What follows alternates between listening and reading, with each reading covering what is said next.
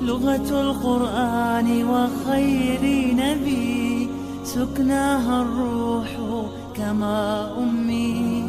لغة القرآن وخير نبي سكناها الروح كما أمي.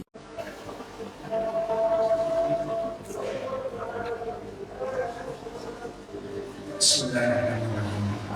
Assalamualaikum warahmatullahi wabarakatuh. Alhamdulillahirabbil alamin hamdan katsiran kama amara Allah bi jami'i mahamidihi kullihi ma'lumna minha wa ma'lam. Alladzi lahu mulku as-samawati wal ardi wa lam yattakhidh walada wa lam yakun lahu syarikun fil mulk. وخلق كل شيء فقدره تقديرا. اللهم صل وسلم وبارك على سيدنا محمد وعلى آله وأصحابه ومن والاه. Amma ba'd.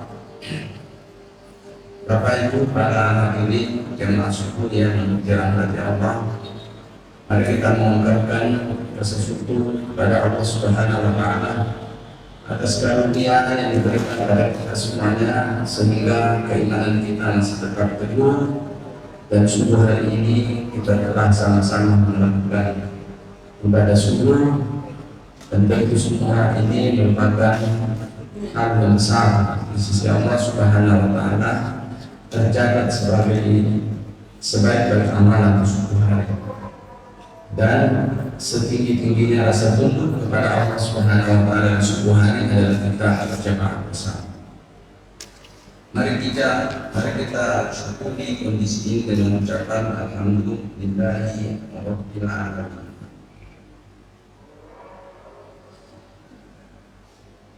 Pada kesempatan subuh ini, insyaallah kita akan lanjutkan kajian fikih haji dan umrah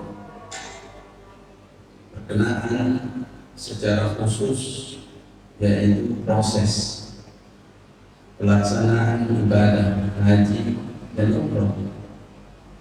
Kadang juga dinamakan sebagai manasik haji. Tetapi manasik bukan di sini bukan dalam makna pelaksanaan manasik secara seremonial, tetapi di sini adalah menjelaskan hukum-hukum utamanya, seperti apa ketentuannya, sehingga pelaksanaan haji dan umroh bagi yang menjalankannya, bagi yang ingin menjalankannya, dan bagi yang sudah menjalankannya itu akan lebih akurat lagi dimengerti. Dan semua penjelasan ini kita ambil dari penjelasan para ulama, terutama Ibnu Qudamah Al-Maqdisi yang merupakan ulama pada abad pertengahan ini merupakan rujukan bagi orang sepanjang masa, dan kita juga melihat dari sisi perbandingan. Dan alhamdulillah kita jelaskan melalui podium ini di Masjid Jawharatul Hadrah, tetapi juga melalui live stream bagi sahabat-sahabat atau teman-teman atau kaum muslimin yang ingin mengetahui lebih jauh lagi tentang bagaimana proses-proses pelaksanaan haji sesuai dengan ketentuan Al-Quran dan Sunnah Rasulullah Sallallahu Alaihi Wasallam. Sebelum ini ada tersisa sedikit yang sangat penting dari pertemuan kemarin yang ingin saya jelaskan tentang pelaksanaan fidyah bagi orang-orang yang melakukan pelanggaran di saat dalam keadaan berihram atau sudah niat ihram dan berpakaian ihram. Jadi berihram artinya sudah dalam status haram mengerjakan berbagai macam perbuatan-perbuatan yang tadinya tidak apa-apa dikerjakan ketika dia dalam kondisi halal. Ini ihram kondisi dalam keadaan haram. Dicontohkan di sini, kalau ada orang yang lalai, dia potong rambut apapun di badannya. Dikatakan potong rambut bukan cuma rambut kepala, rambut semua ke bawah. Dan memotong juga kuku. Dia juga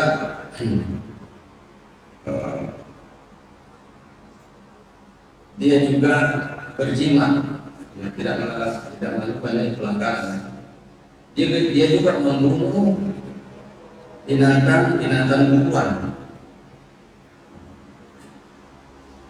Sengaja, maka untuk orang yang melakukan ini semuanya sengaja atau tidak sengaja, maka itu setiap pelanggaran ini satu ekor kambing. Setiap pelanggaran ini satu ekor kambing. Akan tetapi ada beberapa sini sengaja atau tidak sengaja. Akan tetapi ada beberapa hal yang apabila dilupa maka itu tidak kena dam menurut Imam Ahmad bin Hanbal.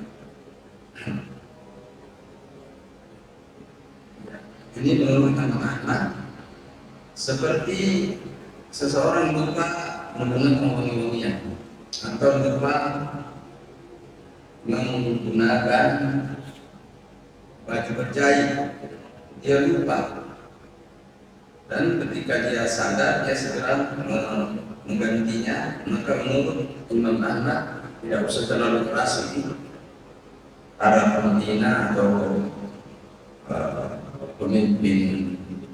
pembina ibadah.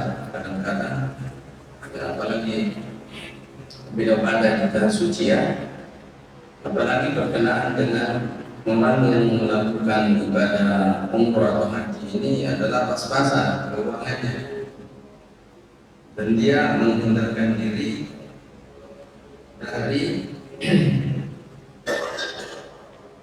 kehancuran. Jadi dikatakan di sini adalah bahwa tasqutu bidyat habil usri jahlan wa nisyanan wa ikram. Itu apabila dia kerjakan karena tidak tahu, karena lupa, atau karena dipaksa. Hal ini senada dengan firman Allah Subhanahu wa taala, "Wa man qatalahu minkum muta'ammidan fajazaa'un mislu ma qatala minan na'am." Siapa yang membunuh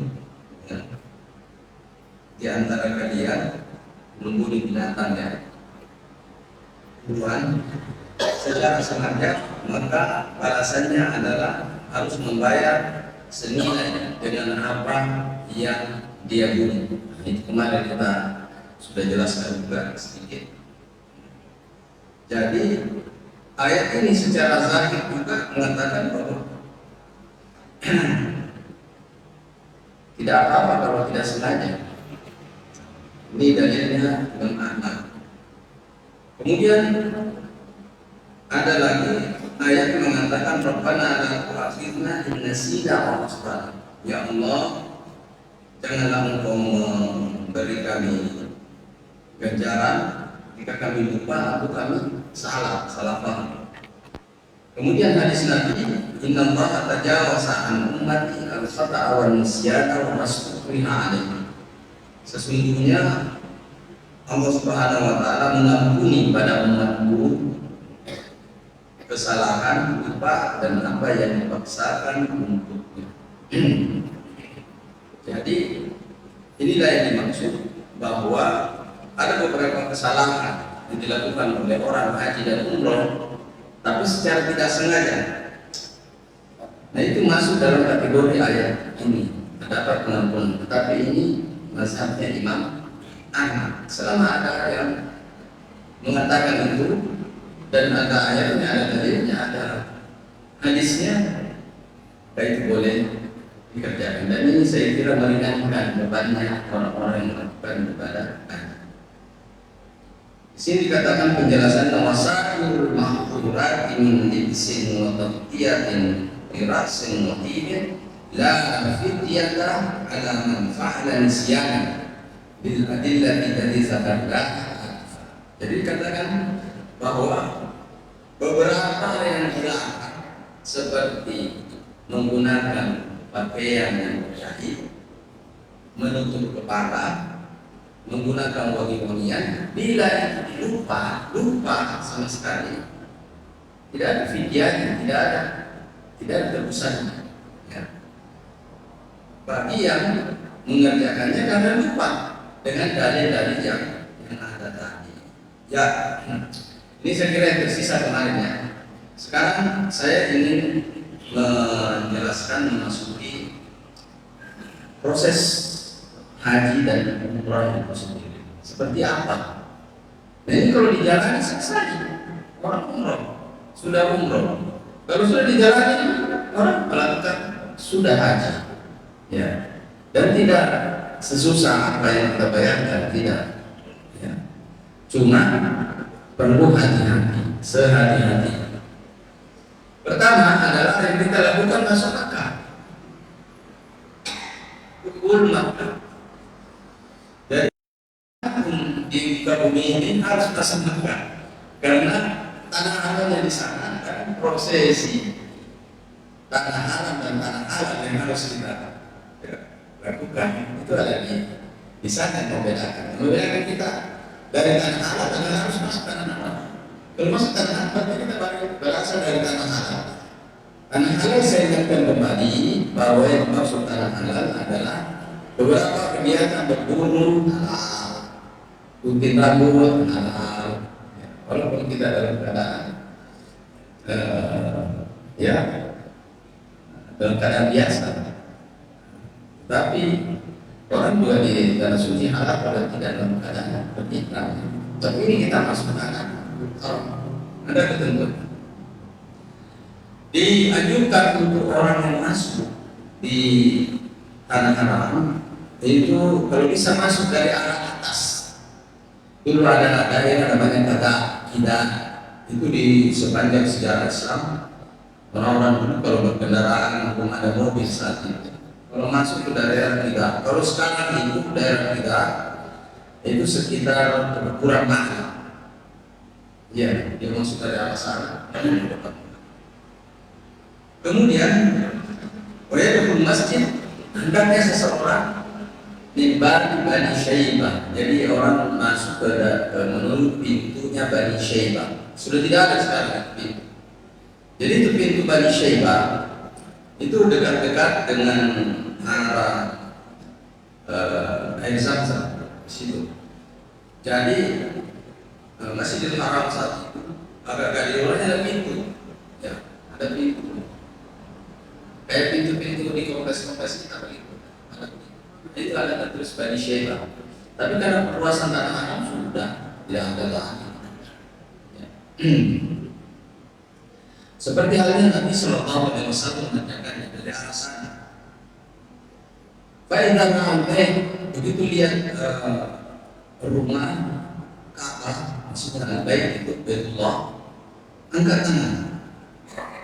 Orang mengangkat tangan, bertakbir Allahu Akbar, bertahlil la ilaha illallah, bertahmid subhanallah walhamdulillah wa la ilaha illallah Allahu Akbar.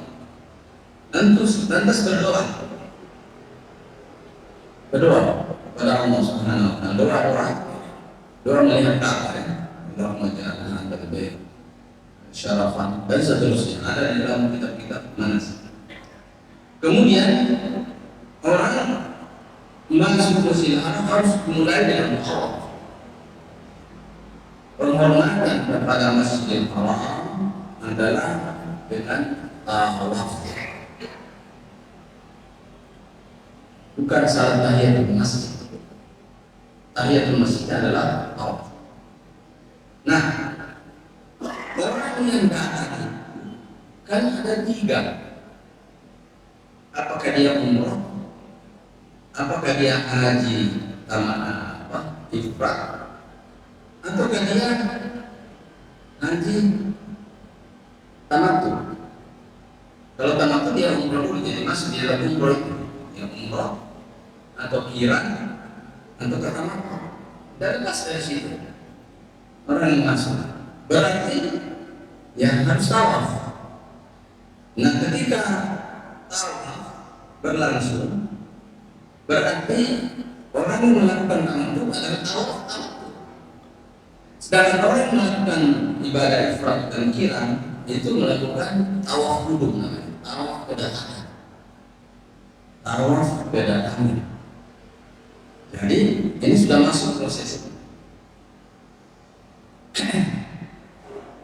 Ketentuannya yang paling penting adalah yang tadi mobilitas. Ya. Jadi yattabi'u biridai.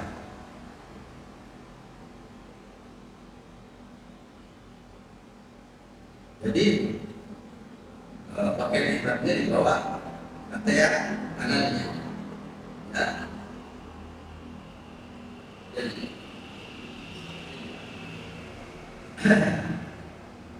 bayar urusan tentang hati dan iman. Watarfihi ala hatihi al-aysar. Jadi yang bagian saat ini tutup ini penting. Ini sangat penting. Kemudian dimulai dari hajar aswad, fayastalimu wa yukabbiruhu. Ini ketentuan dalam dahulu muda ya. Yastalimu memegangnya, ya. Kalau bisa menciumnya cium baru mulai. Tapi ini kan susah ya. Jadi yastalimu sekarang ini tinggal diberi isyarat, Ya. Yaqulu Bismillahirrahmanirrahim. Allahumma imanan bika wa tasdiqan bi kitabika wa wafa'an bi ahdika wa ittiba'an li sunnati nabiyyika Muhammadin sallallahu alaihi wasallam. Itu doa. Sudah? Ya. Setelah sekalian. Kemudian dia berjalan ke arah kanan dan Baitullah di sebelah kiri. Kemudian dia tawaf 7 pada yang pertama, 3 putaran. Yang pertama, ya, lari-lari kecil, lari-lari kecil. Sisanya adalah berjalan. Itu bagi lari yang kuat. Ini tetap ada pada dan sunnah dan berjalan pada yang lain. Kemudian setiap kali dia melewati rukun yamani dan hajar aswad, dia beri isyarat. Kalau sekarang beri isyarat, kalau dulu dipegang, ya. Bagaimana apa doanya? Doanya adalah Allahu Akbar, la ilaha illallah. Kabbara wa halla, ya. Kabbara wa halla. Biasa ada orang saking semangatnya aman pergi dia cium ituan rukun Yaman. Dalam keadaan kita tahu tidak usah ada cium-cium, ya. Apalagi sekarang ini kan ada faham diberi ke ya, itu kita hindari semua. Tapi tidak terkenal langsung faham. Ya faham itu. Ini berkurang sebenarnya hukumnya. Faham itu kan sudah digosokkan ke Baitullah. Sudah digosokkan ke Baitullah. Jadi yang kita sentuh sudah bukan faham, sudah Baitullah. Walaupun logikanya ada vakum di tempat itu, tapi kan tidak sengaja dilakukan. Sengajanya itu mau menyentuh, bukan sengajanya mau vakum. Yang dilarang itu adalah sengaja memvakum ini, ya, gitu ya. Nah, itu. Makanya di tempat itu, ya, kalau ada orang memegang, misalnya, ya, tidak apa-apa, ya. Karena yang dipegang itulah bukan vakum, cuma dia vakumnya juga. Mungkin sudah kering, sebentar sekali itu vakumnya, dia sudah kering. Dan sudah banyak tangan-tangan yang ada di situ kok dipakai, sudah tidak apa juga tangan. Itu Baitullah. Ya. Jadi ini hal-hal yang mudah. Baik. Jadi setiap kali melewati itu cukup disyarat Allahu Akbar la ilaha illallah, kemudian di sebelah sana ketemu lagi nanti Hajar Aswad, ya sudah sejajarnya. Dan Allahu Akbar la ilaha illallah. Di antara dua rukun Yamani yang terbuka itu dengan Baitullah, dengan apa rukun, dengan Hajar Aswad. Dua rukun namanya. Bacanya adalah doa pemungkas, Rabbana atina fid dunya hasanah wa fil akhirati hasanah wa qina adzabannar. Nah, kemudian setelah itu berdoa apa saja yang diinginkan. Itu berdoa. Jadi pakai doa ini sudah bebas supaya enak. Pakai bahasa sendiri supaya langsung mintanya. Kalau kita minta apa. Kalau pakai bahasa sendiri, kecuali kalau nanti bahasa Arab, apa. Jadi ini sudah selesai. Tunjukkan ya, sudah selesai. Semua yusalli rakataini khalfal maqam, 2 rakaat di belakangnya maqam Ibrahim. Ya, begitu. Setelah selesai salat, tentu berdoa, ya, singkat berdoa. Kemudian apa yang dilakukan? Berisyarat lagi kembali kepada rukun Fayastalimahu, yaitu pada Hajar Aswad, ya. Rukun namanya. Diberikan isyarat. Biasa apa doanya tadi? Allahu Akbar la ilaha illallah. Mau ditambah Bismillah ya Allah boleh, karena ada yang Bismillah dan Bismillah ya Allah. La ilaha illallah.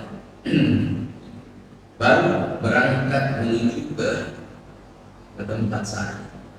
Ya. Hendaklah dia menuju ke tempat Safa dan dia mendaki. Itulah memang mendaki, ya, agak mendaki, kemudian bertakbir Allahu Akbar la ilaha illallah dan berdoa kembali. Sudah banyak tempat berdoa ini. Apa yang kembali doanya? Ya, boleh dimulai dengan doa melihat Ka'bah dulu. Karena nanti kalau di atas pada zaman dulu sekian Ka'bah, sekarang kita tidak. Ada banyak bangunan di dalam, yang sudah boleh ditambah itu. Kemudian doa lagi apa yang bisa kita minta kepada Allah Subhanahu. Kemudian mulai berjalan. Yansir fayamshi ila al-'alam. Dia menuju kepada tanda al-'alam, bendera atau apa ya. Sekarang ini sudah jadi lampu. Dulu itu ada tanda sama al-'alam, semacam bendera. Sekarang sudah ada lampu hijau. Yas'a ila al-'alam al-akhir thumma yamshi ila al-mawt wa yaf'alu kafi'in ala as-saf. Kemudian turun ke tempat ini, dia agak kecil lagi jalannya, ya karena thumma yamshi bil mawt wa yas'a bil mawt sa'id kemudian sab'ata ashwat. Dari Safa ke Marwah, dari Marwah ke Safa, sama dengan keluarganya tadi, begitu mendaki ke Bukit Safa, ya bertakbir dan bertahlil, berdoa, akan berjalan. Setiap satu kali perjalanan dihitung satu, jadi akhirnya berada di Bukit Marwah. Bukan PB satu, tapi sekali ke sana satu, kembali juga satu. Yang kasih di hadis sahihatan. Kemudian dia bercukur rambutnya. Jika dia orang umroh, maka dia jadi halal. Jika dia umroh, maka dia halal. Halal artinya sudah bebas. Dia mau ganti baju boleh, pergi mandi, potong rambut, potong kuku boleh. Dan untuk orang yang haji tamattu, tapi yang haji kira belum, atau ifrat belum. Ya.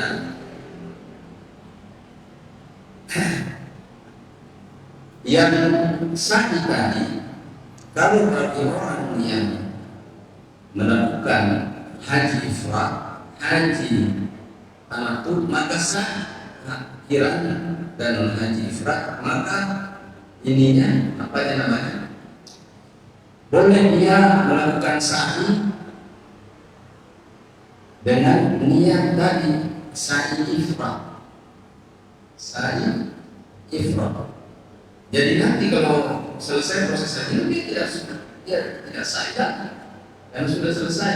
Tetapi dia kembali, ya, setelah tawaf nanti untuk orang yang haji ifrat, dia keluar lagi ke Tan'im, ngambil apa namanya? Ngambil itu untuk umrah ifrat, seperti itu. Tapi dia masih dalam keadaan haram, masih dalam keadaan seperti itu. Kalau yang tamattu itu sudah. Begitu juga kira. Kalau kira dua-duanya diniatkan. Satu perbuatan, ya, tawafnya, sa'inya, satu bersamaan. Seperti itu. Jadi sebenarnya mudah pelaksanaannya. Kalau yang tamattu tadi sudah selesai, ya gilirannya harus potong haji, ya, potongan sebelah hukumnya yang memotong.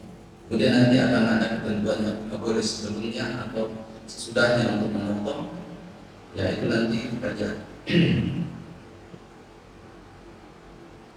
Dan ketentuan ini al-mar'atu karrajuli la'annaha la tarmar tawafi was. Hukumnya ini bagi laki-laki dan perempuan sama saja semuanya tadi. Akan tetapi bagi perempuan tidak perlu lari-lari di 3 tawaf pertama dan tidak perlu lari-lari di ketika berada di saat tempat saya antara di jalan saja. Banyak dia banyak keringanan yang perempuan. Nah, inilah yang merupakan proses ketentuan haji dalam perempuan. Yang tadi ini yang tamattu, dia kembali keluar lagi tadi, kemudian dia masuk dalam perbuatan yang tadi tawaf dulu, baru saat selesai. Setelah itu selesai haji rukun, bisa dipulang. Yang ifrat, ya, yang ifrat dia tadi keluar tamattu tadi sudah selesai karena begitu. Yang tamattu maaf tadi ifrat ya saudara. Jadi yang tamattu itu kan awalnya datang dia langsung umroh. Kemudian dia berangkat ke Padang Arafah. Kemudian dia kembali lagi, ya, melakukan sampai tawaf, ya, sa'i dan tamattu. Sa'inya saya haji setelah selesai. Ya, sudah selesai. Sudah bilang bisa pulang ke tanah air. Kalau yang ifrat, dia tadi tinggal tambah dengan umroh di belakangnya. Selesai. Yang kira bersamaan, dua-duanya bersamaan dari satunya. Jadi inilah ketentuan daripada proses haji. Masih ada beberapa ketentuan, insya Allah akan kita kaji dan bahas berdasarkan petunjuk dari Al-Quran dan hadis dan disarikan oleh para ulama. Sifatul hajj. Ada Allah wa yakum alhamdulillahirabbil alamin. Kalau ada yang mau bertanya boleh melalui, ya, WA, ya, melalui ada lagi. Mari kita doa. Allahumma hasin kufana baina yadayka wa la taftina yawmal ardi alayka wa qina rabbana zalamna anfusana wa illam taghfir lana wa tarhamna lanakunanna minal khasirin. Rabbana atina fid dunya hasanah wa fil akhirati hasanah wa qina adzabannar. Sallallahu ala sayyidina Muhammadin wa ala alihi wa sahbihi ajma'in. Subhana rabbika rabbil izzati amma yasifun. Wassalamun ala mursalin walhamdulillahi rabbil alamin. Wassalamualaikum warahmatullahi wabarakatuh. لغة القرآن وخير نبي سكناها الروح كما أمي لغة القرآن وخير نبي سكناها الروح كما أمي